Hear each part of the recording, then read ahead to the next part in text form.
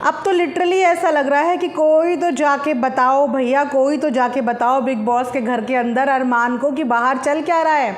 इस वक्त अरमान अपने ऐसे जोन में बैठे हैं जहाँ पे उन्हें बाहर की खबर नहीं है, इसीलिए अंदर बैठे बैठे भी वो पंगे पे पंगे लिए जा रहे हैं। So hello hi, welcome back to my channel Earth Mom Dehradun. Please channel में नए हैं तो सब्सक्राइब ज़रूर करना, वीडियो पसंद आएगी तो लाइक ज़रूर करना, कमेंट सेक्शन में कमेंट करके ज़रूर बताना कि आप लोगों का इस पूरे रिएक्शन वीडियो के बाद जो भी प्रतिक्रिया होती है कमेंट सेक्शन में ज़रूर बताना। तो जहाँ पे घर के अंदर अरमान टेंशन पे टेंशन दिए जा रहे हैं, यहाँ पे बाहर बैठी हुई पायल मलिक को, क्योंकि उनकी हर गलती की जस्टिफिकेशन और कोई नहीं, पायल को ही बाहर बैठे हुए देने पड़ रही है। अब क्योंकि आधे से ज़्यादा जनता ऑलरेडी अरमान के खिलाफ है, वहाँ पे अरमान अगर अपने फेलो क्रिएटर के साथ भी पंगा ले लेंगे तो फिर आखिर अरमान के लिए बोलने के लिए बचेगा कौन। मुझे आज भी याद है कि जब बिग बॉस के घर के अंदर कंटेस्टेंट जाते थे तो बाहर बैठे हुए अरमान भी ट्रॉल करने से बाज नहीं आते थे, उन्हें बहुत मज़ा आता था। मैंने देखा कि अधिकतर उन्होंने अनुराग डोभाल को बहुत बुरी तरीके से ट्रॉल किया था, लेकिन एल्विश को तो उन्होंने सपोर्ट किया था उनके बिग बॉस की जर्नी के टाइम पे। लेकिन इस वक्त जब वो घर के अंदर है तो एल्विश उनको बाहर रोस्ट पे रोस्ट और ट्रॉल पे ट्रॉल कर रहा है। अब इसमें अगर हम एल्विश की गलती बोलें तो एल्विश की भी गलती नहीं है, क्योंकि अरमान वाकई में घर के अंदर बैठे हुए बार बार एल्विश का जिक्र तो कर रहे हैं। कई बार उन्होंने कटारिया को भी एल्विश के नाम पे बहुत ज़्यादा टॉन्ट मारी, तब तक भी चीज़ें ठीक थी क्योंकि उसके रिवॉर्ड में भी एल्विश की तरफ से कभी भी कोई भी स्टेटमेंट नहीं आया। लेकिन हाल ही में जो अरमान की कॉन्वर्जेशन साई केतन के साथ चल रही थी, जहाँ पे उन्होंने एल्विश के लिए ये बात बोल दी कि एल्विश का तो 90% लक है, वरना उस बंदे के अंदर कोई भी टैलेंट नहीं है। ना तो वो डांस कर सकता, ना वो सिंगिंग कर सकता, ना वो कंटेंट बना सकता, ना ही उसको व्लॉगिंग आती है। एक इंसान के अंदर उन्होंने घर में बैठे हुए काफ़ी सारी कमियाँ निकाल दी। वैसे इससे पहले भी इन्होंने अनुराग डोभाल के लिए भी यही बोला था कि वो भी क्या कंटेंट बनाता है। कुछ लोग तो ऐसे ही किस्मत से चल गए हैं, गाड़ियां दिखा दिखा के कंटेंट बनाते हैं। तो यहाँ पे अरमान मलिक को अपने खुद के कंटेंट पे ना काफ़ी ज़्यादा कॉन्फिडेंस और प्राउड नज़र आ रहा है उनकी ये स्टेटमेंट से, क्योंकि घर के बाहर भी कई बार उन्होंने इस तरीके की स्टेटमेंट अपने इंस्टाग्राम या स्नैपचैट पे दी है, और अब घर के अंदर भी वो अपने कंटेंट की तारीफ़ करते हुए दूसरे के अंदर जो है वो कमियां निकाल रहे हैं। अब जिसके अंदर कमियां निकाल रहे हैं वो इंसान कब तक इग्नोर करेगा। वैसे एल्विश ऐसी बात नहीं है कि अरमान को पसंद नहीं है, उनका एक पॉडकास्ट इंटरव्यू भी मैंने देखा था जिस वक्त उन्होंने एल्विश का सपोर्ट किया था और उनकी तारीफ़ करी थी। बट अभी पता नहीं उनको क्या हो गया कि घर के अंदर जाने के बाद उनको एल्विश के अंदर इतनी कमियां नज़र आ रही हैं कि पहले उन्होंने कटारिया को एल्विश के नाम से बहुत ट्रिगर करने की कोशिश करी, और अब तो उन्होंने खुल्लम खुल्ला एल्विश को ही ट्रिगर कर दिया। अब इस पे एल्विश का रिएक्शन वीडियो तो बनता ही था, तो एल्विश ने भी एक बढ़िया सा रिएक्शन दिया with thumbnail and with title, जहाँ पे एल्विश को तो बखूबी ये पता है कि उनकी वीडियो अरमान तक तो पहुँचेगी नहीं। घर से बाहर आने के बाद तो ज़रूर वो वीडियो देख सकते हैं, लेकिन फ़िलहाल उन तक नहीं पहुंचेगी। लेकिन उन्होंने एक तरीके से मना किया है और वार्न किया है कि ना तो मैं तुम्हारा दोस्त और ना ही मैं कभी तुम्हारा दोस्त बनने वाला हूं। इनफैक्ट वीडियो के एंड करते करते उन्होंने ये तक बोला कि तुम्हारे मुंह से मैं अपना नाम भी सुनना पसंद नहीं करता।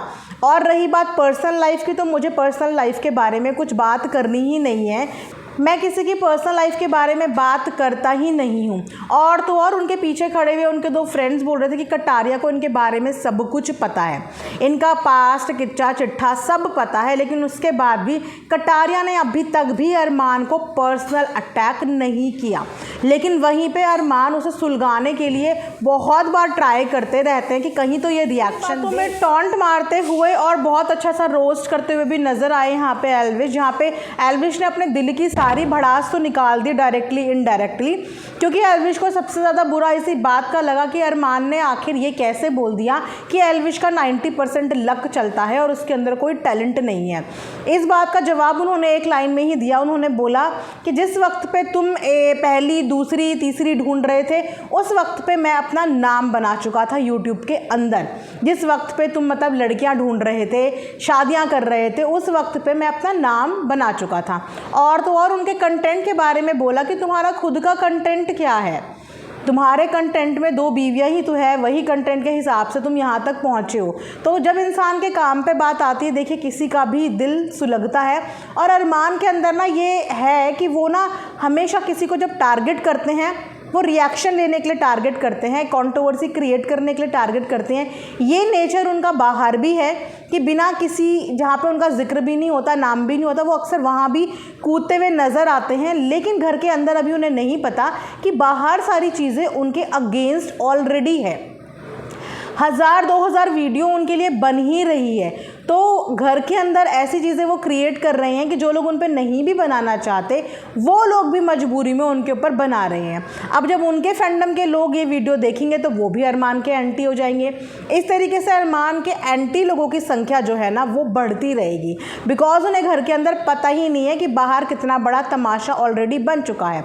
अब इस तमाशे पे सोने पे सुहागा कि पायल का भी रिएक्शन आया, पायल ने भी जो चीज़ें बोली उसको भी सिचुएशन संभालनी, आई डोंट नो, आ नहीं रही है कि वो संभालना नहीं चाह रही हैं, वो भी एक रिएक्शन चाह रही हैं क्योंकि इस चीज़ को संभाल सकती थी। यहाँ पे पायल ने गलत सपोर्ट दिखाया है अगेन अरमान के लिए, क्योंकि एल्विश का रिएक्शन अरमान के स्टेटमेंट के बाद आया।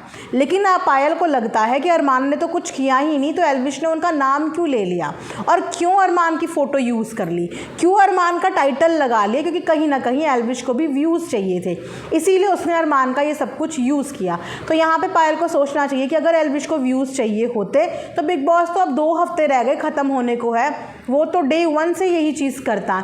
लेकिन जब बैक टू बैक अरमान घर के अंदर से उनके लिए स्टेटमेंट दे रहा है तो सामने वाला बंदा कभी ना कभी तो बोलेगा ही। अब अगर आज का रिप्लाई वीडियो पायल ने बनाया है तो पायल ने भी फ़ोटो यूज़ करी है, पायल ने भी नाम यूज़ किया है, तो यूज़ तो दोनों ने ही एक दूसरे का किया है। लेकिन एल्विश की इतनी अच्छी फ़ैन फॉलोइंग है कि एल्विश को व्यूज़ के लिए किसी के ऊपर डिपेंड रहने की ज़रूरत नहीं है। सेम अरमान की भी फ़ैन फॉलोइंग है या नहीं है अब तो पता नहीं, लेकिन अरमान को भी व्यूज़ के लिए डिपेंड नहीं होना पड़ता। उनके चैनल पे भी व्यूज़ बहुत अच्छे आते हैं और पहले से ही आते हैं। तो दोनों ही अपने अपने एंड पे बिना किसी का कंटेंट यूज़ करे हुए अपने कंटेंट पे व्यूज़ लाने का दम रखते हैं। लेकिन यहाँ पे पायल ने फिर से एक गलत स्टेटमेंट दे दिया। जिस जगह पे गलती हो उस जगह पे गलती मान लेनी चाहिए, क्योंकि अरमान को घर के अंदर बैठ के वो चीज़ें नहीं पता, लेकिन बाहर से पायल को सब दिख भी रहा है और पायल इस समय माहौल भी समझ पा रही है कि चल क्या रहा है वहाँ पे। अगर आप अपने फेलो क्रिएटर्स के साथ भी इस तरीके से करनी शुरू कर दोगे रिएक्शन वाला गेम, फिर आपके सपोर्ट में कल को कोई आ ही नहीं पाएगा। ऊपर से कुछ एल्विश ने कुछ पर्सनल बातें करने से वैसे तो मना किया, लेकिन उनके जेस्चर्स में वो पर्सनल बातें आई, जैसे कि उनके पीछे के जो फ्रेंड्स खड़े थे वो पर्सनल चीज़ों को लेकर टॉन्ट मार रहे थे, जहाँ पे उन्होंने कमर दबाते हुए मालिश वाला भी एक कॉन्सेप्ट जो है वो रखा था, जहाँ पे उनका बोलने का मतलब कहीं ना कहीं यही था कि पायल और कृतिका में से कोई ना कोई स्पा में काम करती थी। अब ये चीज़ें मैं इसलिए बोल रही हूँ क्योंकि आज से 1-1.5 साल पहले भी ये बात हुई थी। इनकी ही किसी फ्रेंड ने एक लाइव में आके ये बात बोली थी कि पायल जो है वो स्पा में काम करती थी, कृतिका भी काम करती थी, इसीलिए एल्विश ने वो लाइन बोली। इसका मतलब एल्विश को भी अरमान की सारे पास रिकॉर्ड्स के बारे में पता है, लेकिन उन्होंने कभी इस बारे में जिक्र नहीं छेड़ा, क्योंकि उन्होंने कहा कि मुझे अपना मुंह गंदा नहीं करना, मुझे किसी के पर्सनल लाइफ से कोई लेना देना नहीं है। लेकिन जब उन्होंने पर्सनल अटैक करा तो यहाँ पे फिर भी एल्विश ने अपना एक रिएक्शन दिया। लेकिन एल्विश भी एक नंबर का ढीठ है, मैं यहाँ पे एल्विश को भी सपोर्ट नहीं करूँगी। रीज़न बिहाइंड कि अनिल कपूर जी ने उसको घर के अंदर समझाया कि तुम एक इन्फ्लुएंसर हो, यूथ हो, तुम्हें यंग जनरेशन फॉलो करती है, तो तुम यंग जनरेशन को एज एन इन्फ्लुएंसर क्या इन्फ्लुएंस कर रहे हो? गुंडागर्दी करनी, रफ लैंग्वेज का इस्तेमाल करना, झुकना नहीं, लड़ने को तैयार रहना, हाजिर जवाबी, क्या आप ये इन्फ्लुएंस कर रहे हो कि जो छोटे हैं वो बड़ों से मुंह चलाना सीख जाएं या गाली गलौज करना सीख जाएं या पंगे लड़ाई झगड़े करना सीख जाएं? उन्होंने अच्छा खासा समझाया था, लेकिन लगता है एक दिन भी ये चीज़ें समझ नहीं आई हैं एल्विश को। तो एल्विश ने भी अपना पूरा फ्रस्ट्रेशन शायद जो वीकेंड के वार में वो नहीं निकाल पाए थे, वो उन्होंने पूरा अपने व्लॉग के माध्यम से निकाल दिया और अच्छा खासा जो है बैंड एक तरीके से बजा दी अरमान की, और साथ ही साथ वॉर्न भी कर दिया फ्यूचर के लिए भी कि ना तो हम कभी दोस्त थे, ना हम फ्यूचर में कभी दोस्त बन सकते हैं, मुझे तुम्हारे मुंह से अपना नाम भी पसंद नहीं है। तो चलिए, ये था आज का एक रिएक्शन वीडियो। आप लोग बताना कि आप लोगों को एल्विश का रिएक्शन सही लगा या आपको यहाँ पे अरमान मलिक सही लगे, या फिर आपको पायल मलिक ने जो वीडियो में आज बोला वो सही लगा। जिस तरीके से पायल ने एल्विश को रिप्लाई बैक किया, क्या आपके हिसाब से वो रिप्लाई जस्टिफाई था, या फिर एल्विश ने जिस तरीके से रिएक्ट किया क्या वो रिएक्शन जस्टिफाई था, या फिर घर के अंदर अरमान मलिक जो टेंशन पे टेंशन बढ़ा रहे हैं पायल की, आपको नहीं लगता कि उन्हें थोड़ी सी हिंट अप देने की ज़रूरत है कि भैया थम जाओ, ऑलरेडी सब कुछ बाहर फैला हुआ है, घर के अंदर बैठे बैठे अपनी बाहर वाली जो बीवी बाहर आ गई है उसके लिए प्रॉब्लम मत क्रिएट करो, इतना तो बनता है। तो आप लोग ज़रूर कमेंट सेक्शन में बताना। मिलेंगे नेक्स्ट वीडियो में, तब तक अपना ढेर सारा ध्यान रखिए। Thanks for watching earth Mom Dehradun.